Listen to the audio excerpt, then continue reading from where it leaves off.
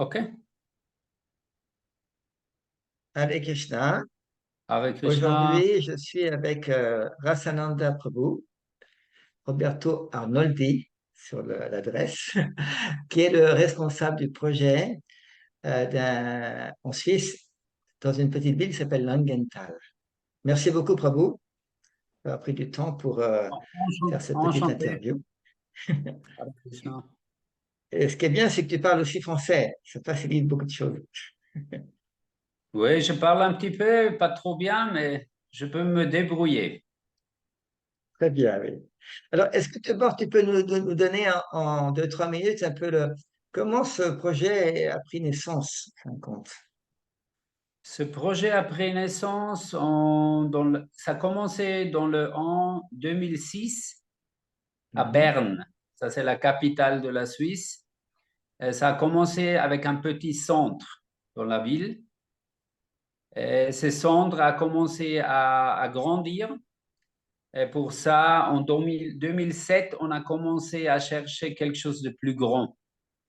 Parce que mon maître spirituel, Chaitanya Chandra Prabhu de l'Inde, il m'avait dit c'est trop petit.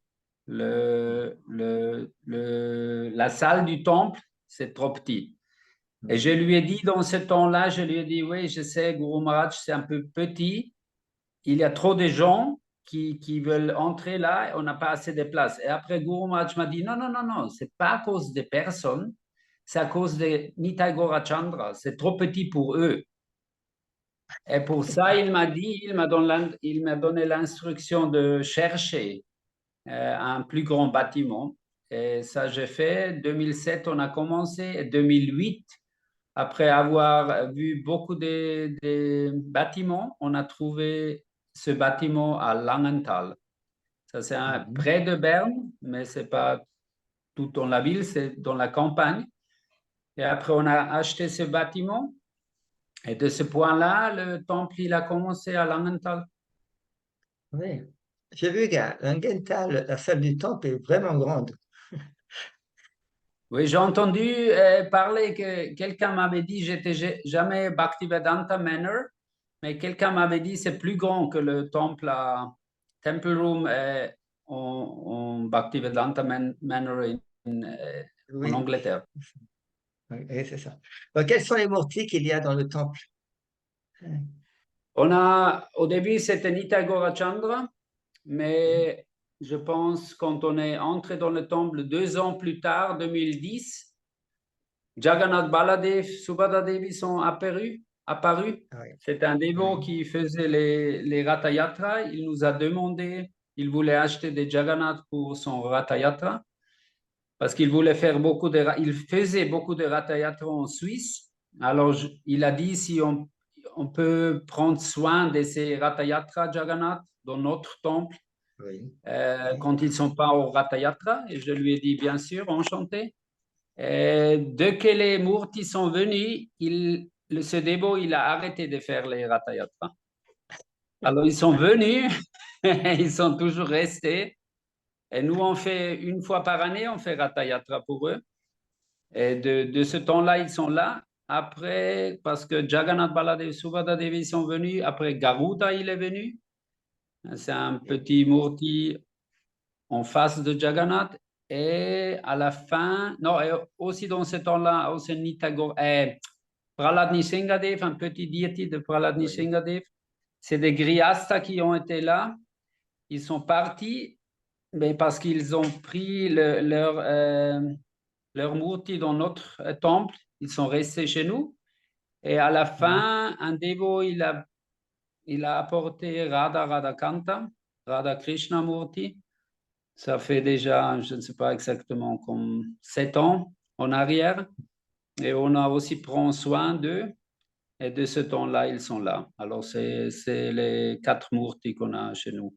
5 si on compte à Garudadev et aussi Prabhupada. Mon Bien Guru sûr. Maharaj, dès que je l'ai acheté ce bâtiment, on avait le temple, tout ça. Mon Guru Maharaj, il a dit, il a le désir que Prabhupada doit aussi être là, un murti de Prabhupada. Alors, je lui ai dit, OK, je veux me renseigner, mais je pense une semaine plus tard, un dévot m'appelait du Tessin, ça c'est la partie italienne de la Suisse. Bhakti-Alabhya Prabhu, il m'appelait, il m'a dit, Prabhuji, on a un Prabhupada Murti chez nous et le temple, il n'existe plus et j'ai pris soin de ce Prabhupada pour quelques années, mais maintenant je pense ça sera bien s'il vient chez nous. Alors il m'a demandé si on pouvait prendre soin de Srila Prabhupada et bien sûr je lui ai dit oui, enchanté. Comme ça, Prabhupada, il est aussi venu tout au début chez nous aussi. Donc, on voit dans ce qui est un petit peu spécifique dans ce projet, c'est que c'est un projet où il y a beaucoup de familles qui sont partie prenante du temple, qui participent au programme du temple, un temple, j'allais dire entre guillemets un temple normal, avec le Mangalarti, le Guru Puja, la classe, toutes les artis dans un temple traditionnel, je veux dire, de l'islam. Exactement. On a un temple traditionnel, on est toujours un Nam Hatha Center parce que c'était toujours un temple des Grihastas qui ont commencé ce centre.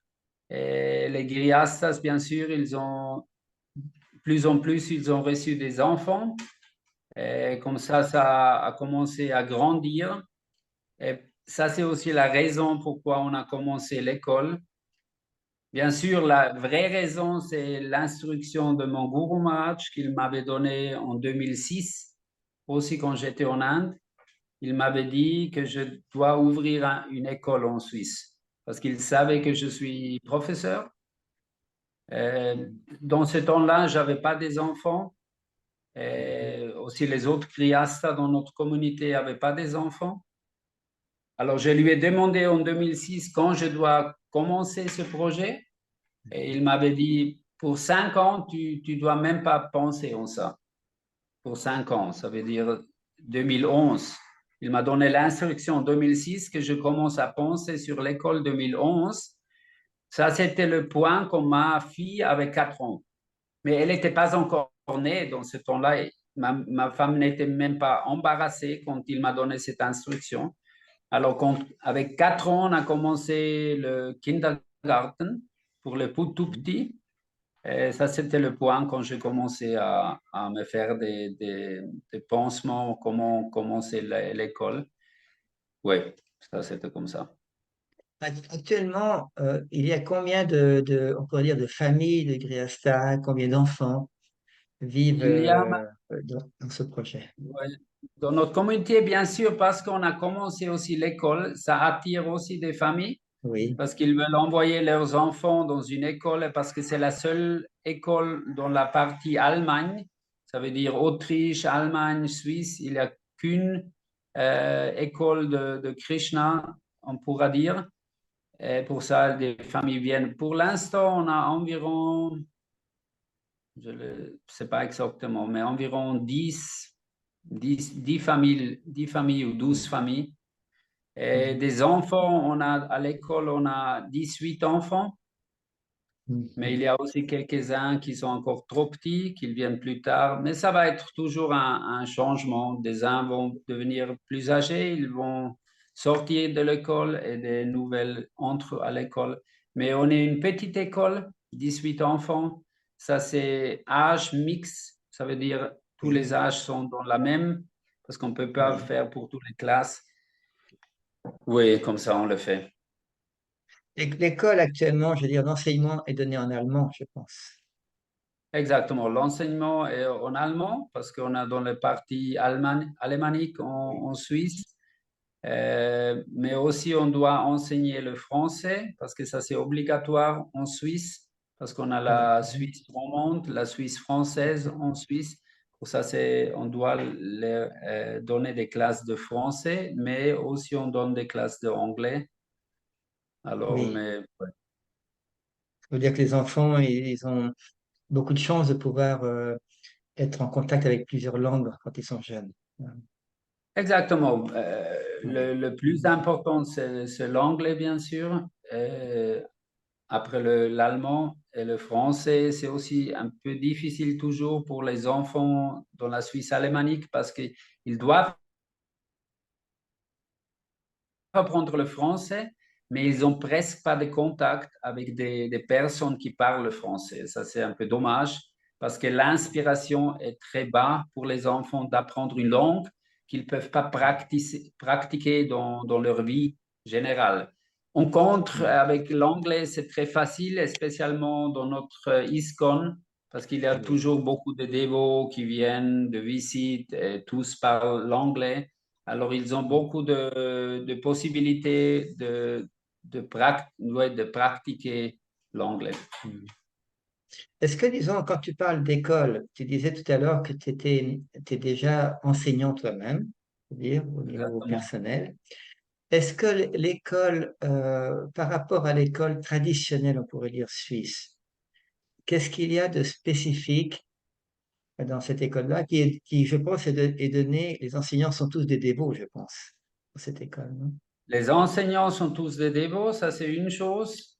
L'autre chose, c'est que c'est une école religieuse qui est acceptée par le gouvernement. Ça c'est une école privée.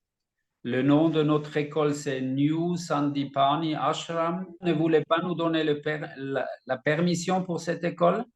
On a dû prendre un avocat et nous battre, on dira, pour 2 ans, jusqu'à finalement, après nous donner 2016, ils ont dit non, on ne va pas vous donner la permission. Mais après 2018, on a reçu officiellement la permission du gouvernement de pouvoir maintenir cette école comment se dit, la condition qu'on ne peut pas enseigner trop des choses sur Dieu. Ça veut dire, il y a certaines heures qu'on peut enseigner ces choses, mais autrement pas. Alors, ce que nous on fait, on a l'école officielle, mais avant l'école, environ 1 heure et demie avant ou presque 2 heures avant, on commence déjà. Mais ça, c'est l'école, comment se dit, libre. Ça veut dire c'est pas officiel, mais c'est de l'école religieuse, sans se mixer avec l'école officielle. Comme ça, on a la possibilité de toujours enseigner plus sur Krishna, de chanter avec les enfants, de suivre le programme au temple, et de parler de la Bhagavad Gita. À part de l'école, on fait ça aussi, mais aussi à l'école, on a la possibilité de faire ça. Et ça, c'est le spécial de notre école. Les enfants, ils reçoivent le savoir sur Krishna, sur l'âme, sur la relation de Krishna et les dévots, ça veut dire sur Bhakti. Et ça, c'est l'avantage pour ces enfants parce qu'ils vont se rendre compte que ce monde est très temporaire, comme on dit. Et le but de la vie, c'est pas de juste être engagé dans beaucoup de choses matérielles, mais on doit essayer de développer notre relation avec Krishna. Oui, ça c'est un point important d'arriver à cette situation comme ça, hein. Parce qu'il semble que c'est beaucoup de dévots, surtout les dévots qui ont des enfants, bien sûr, essaient de faire en sorte que leurs enfants aient une éducation le mieux possible, mais peu de parents mettent leurs enfants au gurukul, hein. On voit ça dans l'ISKCON. Alors, il semble, disons, que pour arriver à avoir une école de ce type-là, il faut une inspiration spirituelle derrière. Il y a besoin d'une vision pour s'occuper du mieux possible des enfants, on va dire.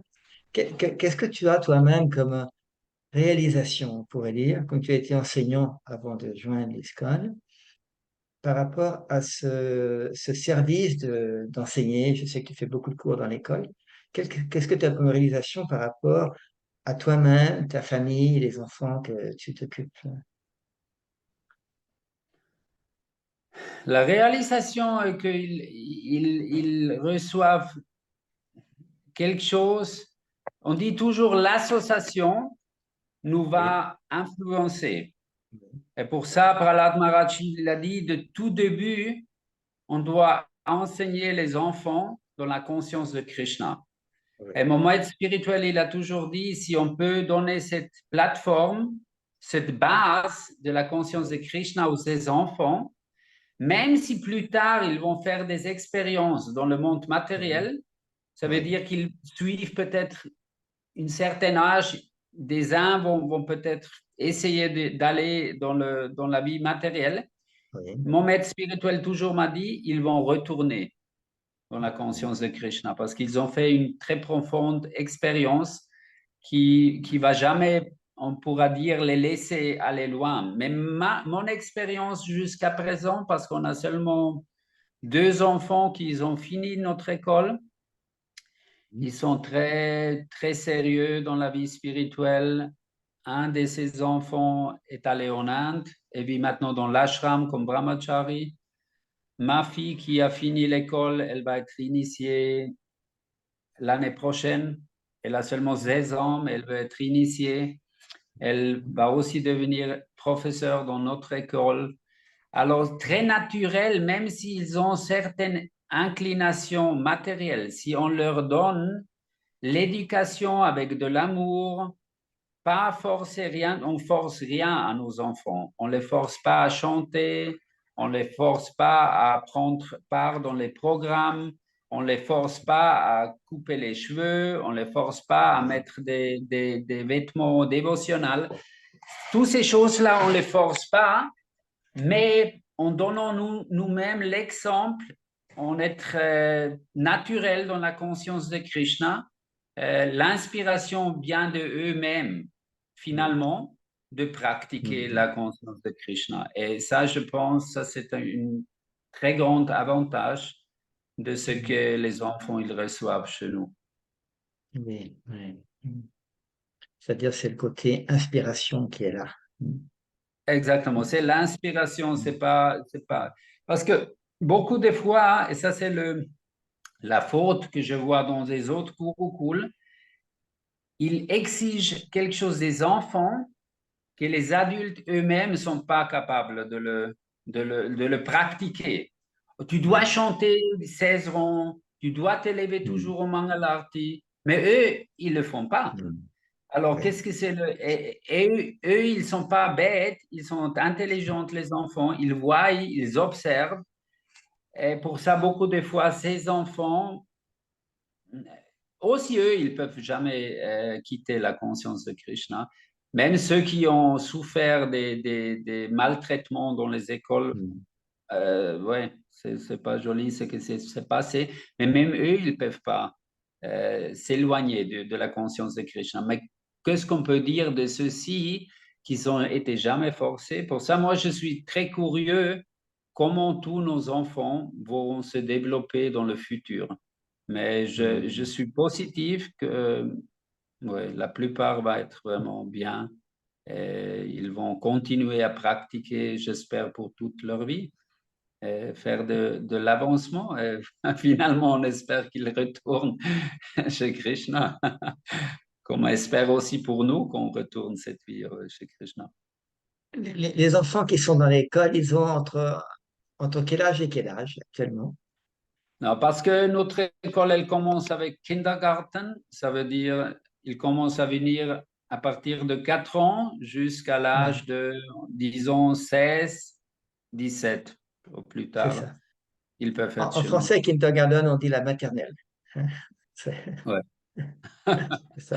Est-ce que, disons, dans l'école, par exemple, surtout pour les personnes qui deviennent adolescentes, est-ce que vous avez une réflexion pour un peu aider les enfants à prendre j'allais dire, une profession un peu sur leur nature? J'ai pas compris tout à fait la Par question. exemple, est-ce que dans les enfants, surtout les grands enfants que vous avez là, Ouais. est-ce que vous avez une réflexion parmi les enseignants, les adultes, hein, les parents, pour essayer d'engager les enfants qui vont après travailler, se marier, hein, tout ça, suivant leur nature personnelle, suivant leur varna, on pourrait dire, hein, le Ouais, varna et ouais. ashram. Oui, ça c'est notre but, bien sûr, de voir, on les a avant toute la jeunesse, chez nous, bien sûr, on peut voir un peu qu'est-ce que c'est leur naturel, qu'est-ce que sont leurs inclinations. Ça, on peut voir. Et bien sûr, c'est le but de leur aider de trouver une activité qui va être d'accord à leur nature, comme tu disais, d'accord à leur varna. Ça, c'est bien sûr le but. En plus de ça, la majorité des enfants chez nous, ils vont prendre, comment c'est dit, ils vont demander à Gurudev, Guru Maharaj, qu'est-ce que c'est le mieux pour eux pour faire maintenant. Par exemple, ce grand garçon qui a fini l'école l'année dernière avec 17 ans, je lui ai montré quelle profession il pourra faire. On était allé regarder différentes professions. Mais finalement, il a demandé à Guru Maharaj et Guru Maharaj lui a demandé qu'est-ce que tu veux faire? Tu veux maintenant travailler ou tu veux devenir brahmachari? Et lui, il a dit, moi, je veux devenir brahmachari. Alors, Guru Maharaj, il a dit, OK, ça c'est le mieux. Tu restes ici, tu pratiques brahmachari pour quelques années.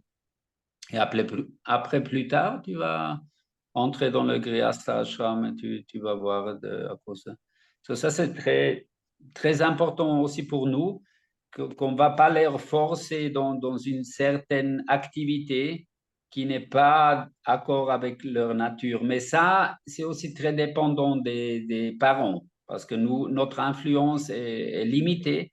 On est juste les professeurs.